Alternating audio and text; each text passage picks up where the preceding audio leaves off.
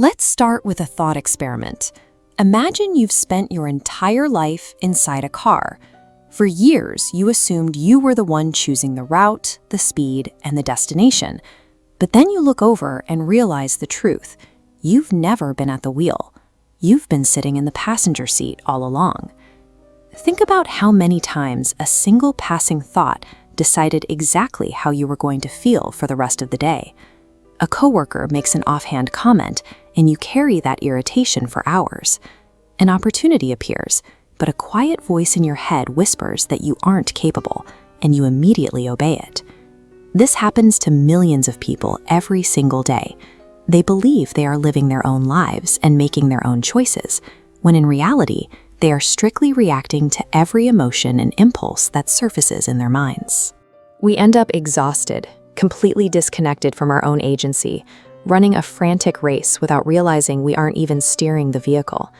The question is, if you aren't directing your own mind, who or what is actually driving your destiny? A major reason we feel so drained is that we carry an invisible backpack stuffed with things we have zero control over. We load it up with the fear of what other people think, the anxiety over outcomes that haven't happened yet, and the heavy memories of past mistakes. Looking at this marble bust of Marcus Aurelius, you see a man who ruled the most powerful empire of his time. He commanded armies and millions of subjects. Yet he recognized that his most important battle had nothing to do with external power or fame. His battle was entirely within his own mind. He practiced what we now call the dichotomy of control. This is the practice of drawing a strict, permanent line between what belongs to you, your attitudes, your choices, your reactions, and what belongs to the external world, which you cannot dictate. Once you acknowledge that dividing line, you can finally take off that heavy backpack. You stop trying to wrestle the wind, and all that wasted energy flows back into the few things you actually have the power to change. We see this lack of control play out every day when we fall into the comparison trap. You might be perfectly satisfied with your career and your life until you look at a screen and see someone else buying something you don't have or achieving something you haven't yet. In a matter of seconds, your peace completely evaporates, even though absolutely nothing in your actual reality changed.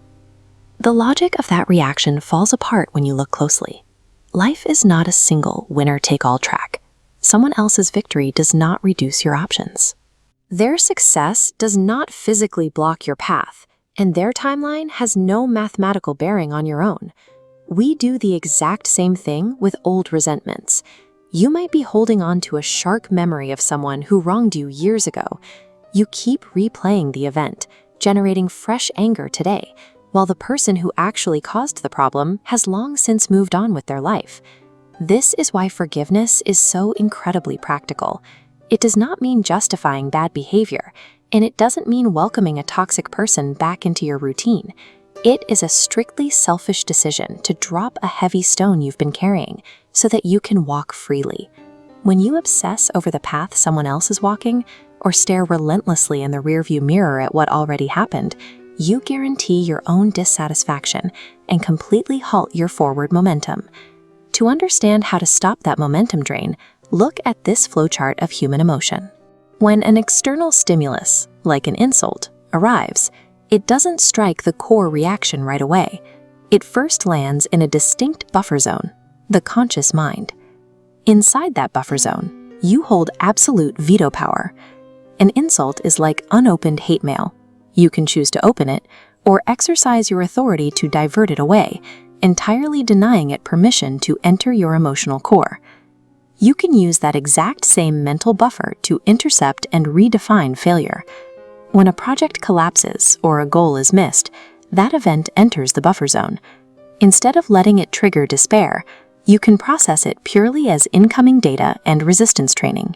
This functions like the human skeletal system. When a bone fractures and heals, it rebuilds denser and more resistant at the exact site of the break. The obstacle provides the raw material needed to construct a more resilient path forward. Masterfully guarding this micro moment of choice begins to shift the power dynamic. By intercepting insults and reframing setbacks as data, you start to claw back control over your internal state from the hands of strangers. That immunity allows you to prioritize the one thing nobody can take from you. We often spend our energy protecting our reputation, but reputation is entirely external.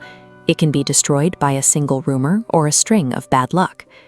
Character, on the other hand, is the structural integrity of the choices you make when nobody is watching.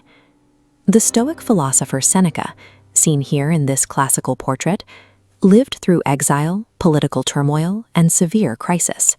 He observed that material wealth, status, and public favor can vanish in an afternoon, leaving your character as the only enduring asset that survives a total collapse. But a strong character still needs an application. It requires a specific direction. You can have intense discipline and a flawless work ethic, but without a clear target of where you are going, you will simply burn out your engines spinning your tires in the mud. Defining exactly who you want to be 5 years from now solves that problem. A long-term vision acts as an aggressive filter. The exact moment you define your trajectory, all the minor distractions, the trivial arguments, and the external noise instantly lose their appeal because they no longer serve the target. True psychological stability arrives only when your internal compass and your core character are sealed off, operating completely independent of any need for applause or external validation. There is a persistent myth that to fix your life, you need a heroic overnight transformation.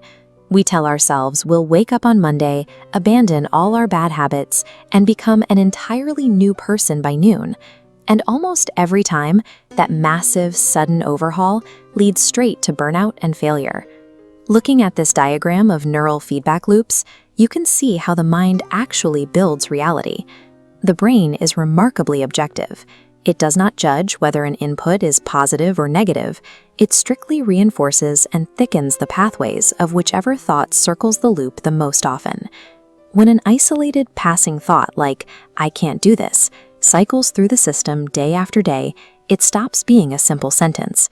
Through the sheer mechanical volume of repetition, it hardens into a solid identity that restricts what you are willing to attempt. A single drop of water falling on a stone is harmless.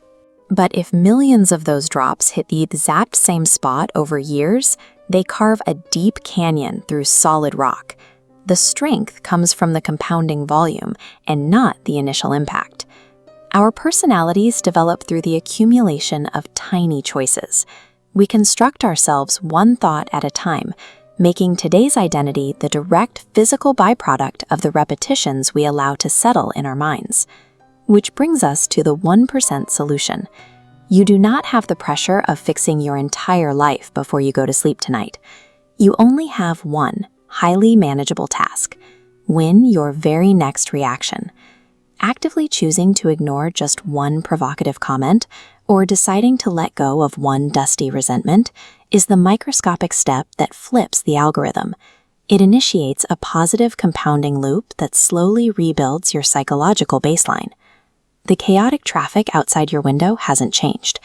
The weather is exactly the same, and the road is just as steep. The difference is that you've finally reached over, grabbed the wheel, and put yourself in the driver's seat. An unbreakable mind is not one that has somehow avoided suffering or failure. It is simply a mind that mastered the internal choice to let go of the uncontrollable, stand back up after a fall, and drive its own destiny forward.